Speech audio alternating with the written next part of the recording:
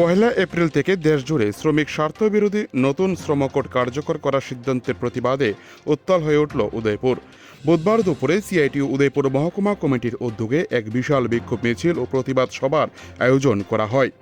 এদিন দুপুর 12টা নাগাদ উদয়পুর শহরের জামতলাস্থিত দলীয় কার্যালয় থেকে বিক্ষোভ মিছিলটি শুরু হয়।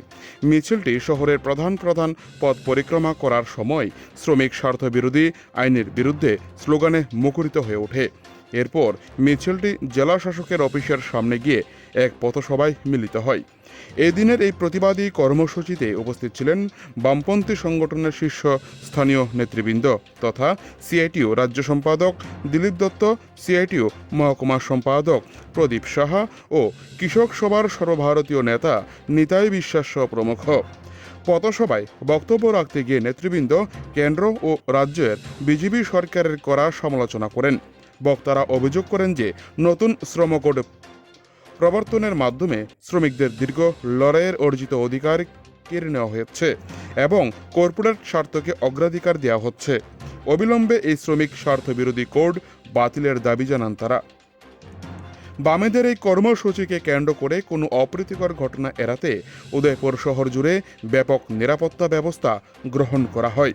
মোতায়েন ছিল বিশাল পুলিশ বাহিনী। তবে কোনো বিশৃঙ্খলা ছাড়াই শান্তিপূর্ণভাবে কর্মসূচিটি সম্পন্ন হয়েছে। উদয়পুর থেকে নিজস্ব প্রতিনিধির রিপোর্ট, টিভি 100 বাংলা। বিজেপি নেতৃত্বাধীন সরকার হয়, সুধীর বুঝবেন যে স্বৈরাচারী কিরকম একটা সরকার হলো বিজেপি সরকার। তারা তো গণতন্ত্র মানে না, স্বৈরাচারী ফেসিস্ট সরকার। এটা বোঝা যাবে যদি ত্রিপুরা রাজ্যে বামফ্রন্ট সরকার না থাকে। আজকে প্রায় 8 বছর হারে হারে মানুষ টের পাচ্ছেন যে মানুষ বলছেন আমরা ভুল করেছিলাম, আমরা বুঝতে পারিনি যে বিজেপি যে এত স্বৈরাচারী, এত অগণতান্ত্রিক, এত গণতন্ত্র বিরোধী, আমরা সেদিন বুঝতে পারিনি।